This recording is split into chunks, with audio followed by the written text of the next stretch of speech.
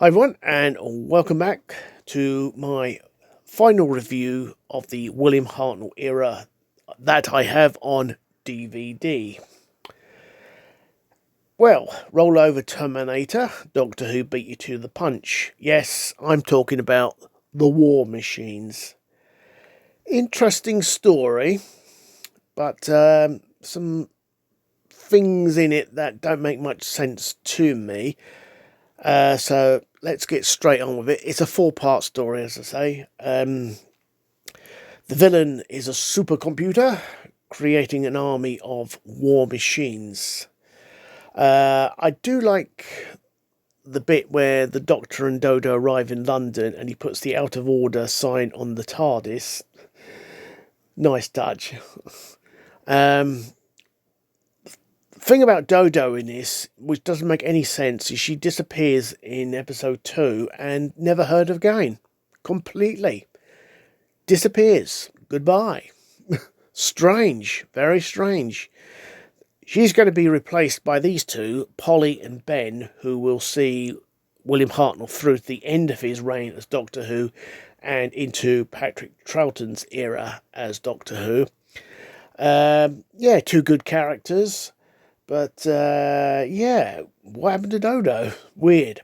So anyway, the arch-villain, Wooten, the supercomputer, somehow has the ability to brainwash people. Starts off by brainwashing the people who built it, the professors, and then it suddenly starts brainwashing everyday folk and turns them into a labour force to start building these war machines overnight. Where do all the parts come from all of a sudden? Well, it's like, well, hang on, you got warehouses full of equipment ready to be assembled together to make these war machines because the human race has got to be enslaved promptly. Weird, absolutely weird. Well, you just have to go with the flow. That's the only way I can, it's the only way you can look at it. I do like the end of episode 3. The Doctor stares down one of these war machines. Nice touch, that, the way he stands there holding his ground after this war machine practically annihilated this platoon that went into this factory to deal with it. And they got their backsides kicked, you could say. Yeah, so from what I understand about the war machines, this was a missing story. The odd episode here and there and fragments of episode scattered throughout the world, and they were all pieced back together, and this missing story was reunited in the terms of being a whole again.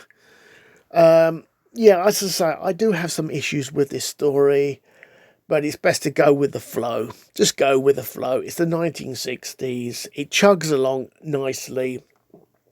There's no point questioning this and that, because obviously this and that, there's no explanation. So yeah, War Machines is a good romp. That's the way to look at it. It's just a good 4-part romp of a story. Yeah, and William Hartnell has definitely grown on me even more since I watched these stories of William Hartnell. Really enjoyed them. Yeah, I definitely like William Hartnell's Doctor. He's quite unique in his own way, being the first Doctor and officially first Doctor in my book. I won't go into any more than that. Yeah, so great stuff, War Machines. Good romp. Just take it as it comes. And on that note, I'll see you in due course the next one. Goodbye.